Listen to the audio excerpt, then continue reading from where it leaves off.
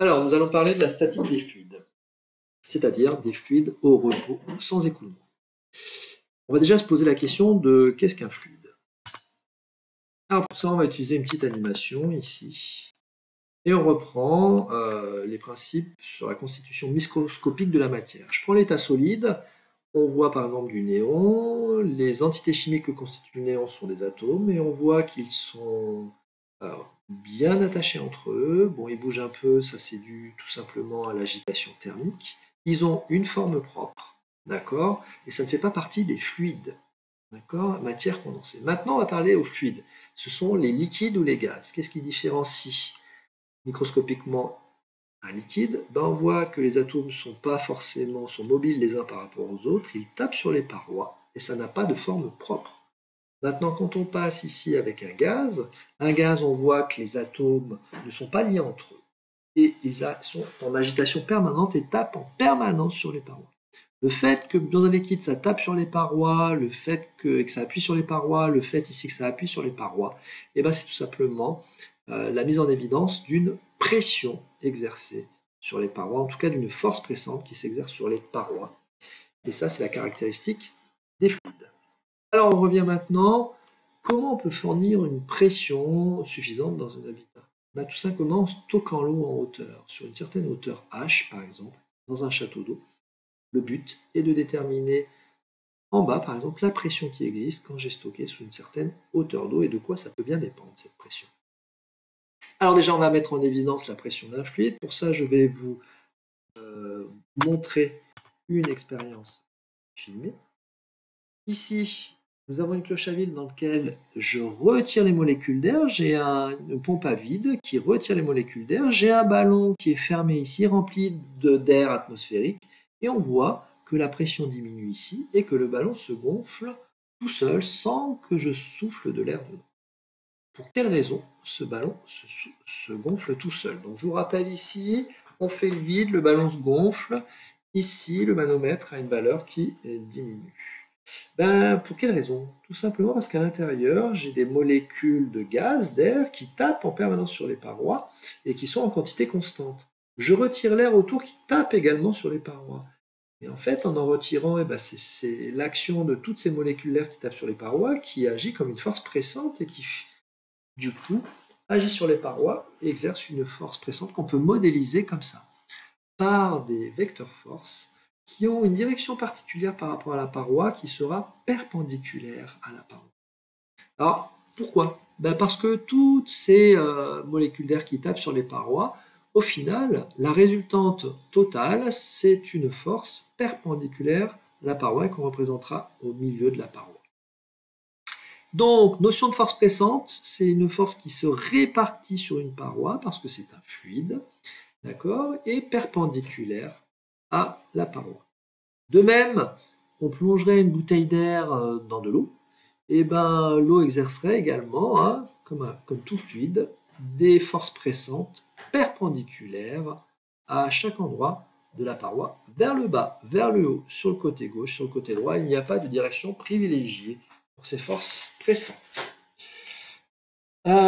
Donc, comment on représente une force pressante? Je rappelle, une paroi qui n'est pas forcément plane, un fluide, ça va du fluide vers l'extérieur et perpendiculaire à la paroi et en son centre. Voilà la notion de force pressante. Son unité, ce sont les newtons, bien sûr, à peu près au milieu de la paroi.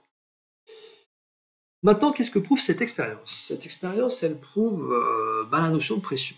Vous avez une mousse ici sur laquelle appuie une sorte de piston avec une plateforme sur laquelle est la même masse.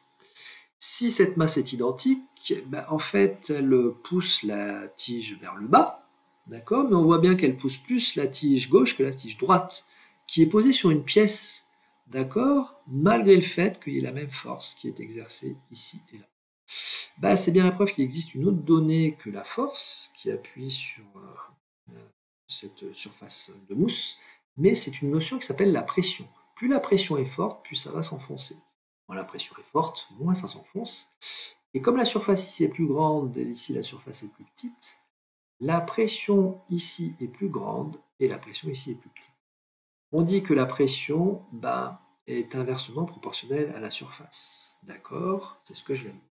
Alors, quelle formule va relier pression, force et surface? Elles sont intimement liées. Ici, je prends une surface sur laquelle appuie un fluide uniformément, qui exerce une force pressante ici dirigée vers le bas, perpendiculaire à la surface. Et cette pression P, c'est tout simplement la force divisée par la surface. En fait, c'est une force par unité de surface. Les unités, ici nous avons des newtons, ici nous avons des mètres carrés, ici nous avons des newtons par mètre carré, ça pourrait être, on les appelle les pascals. Un pascal, c'est un newton par mètre carré.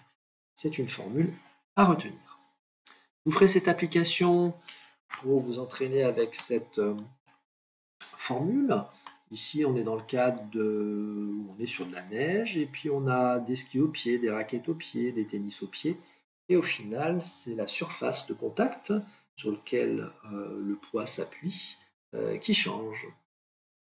Alors maintenant, les unités de pression, quand on prend des appareils qui mesurent la pression, ici nous avons le bar, qui est une unité usuelle, qui va dans des valeurs qui sont, en tout cas au niveau de la pression, des pressions ambiantes, 1 bar, 2 bars, etc. Et puis ici, vous avez l'hectopascal, qui est en fait un multiple du pascal, c'est-à-dire 100 pascal. Pour aller de l'un à l'autre, il faut faire des conversions. Un hectopascal, c'est 100 pascal. Les autres unités usuelles, vous avez le bar que je viens de dire, et c'est équivalent à 10 puissance 5 pascal ou encore 1000 hectopascal. Ça, c'est pour l'anecdote, une unité anglaise, le PSI, c'est pour l'anecdote. Vous compléterez ce tableau pour tout simplement convertir des bars en hectopascal, en pascal, pour vous habituer. Alors maintenant, la pression, elle a pour particularité de faire quoi? Je prends cette expérience où je prends une bouteille, ici je prends une sorte de bouchon qui peut bouger au-dessus, et je mets une masse qui exerce une force de 100 newtons. Cette force de 100 newtons, elle exerce une pression parce que P égale F divisé par S avec une surface de 0,01 m². Petit calcul rapide, 100 divisé par 0,01, ça nous fait 10 000 pascal. Et il s'avère que la propriété du fluide ici, qui est un liquide, il est incompressible le liquide, c'est-à-dire qu'on ne peut pas faire varier son volume. Et pourtant, on appuie dessus plus que si on avait de la pression atmosphérique. Et en fait, la propriété d'un fluide, c'est de transmettre la pression intégralement en tout point, dans toutes les directions, comme on constate ici. Alors, maintenant je fais une deuxième expérience. Je prends un verre d'eau sur lequel je mets ici un carton et rempli d'eau.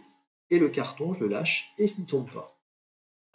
Ça veut dire qu'au niveau des actions mécaniques, j'ai le poids de l'eau qui appuie sur ce carton, mais s'il est retenu, c'est que j'ai autre chose qui le retient vers le haut.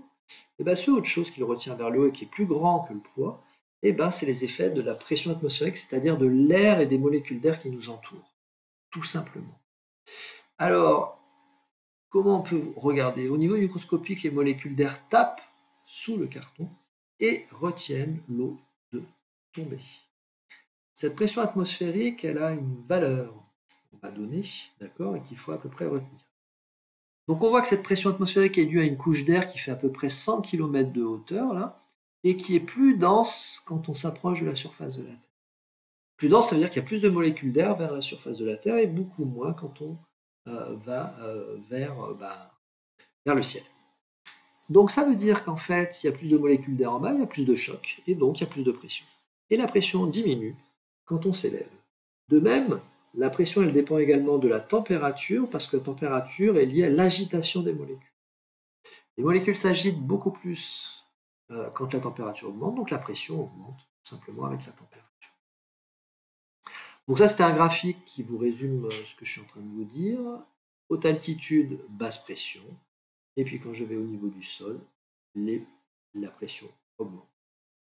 La valeur qu'on retient standard pour la pression atmosphérique à 15 degrés est de 1013 hectopascal. 1013 hectopascal, ça fait à peu près 10 puissance 5 pascal, c'est-à-dire à peu près 1 bar de pression. Alors, vous ferez cette application-là. Vous mettrez sur pause que cette application-là qui permet de mesurer les effets de l'air ambiant avec de la pression ambiante sur une certaine surface et de calculer la force pressante correspondante.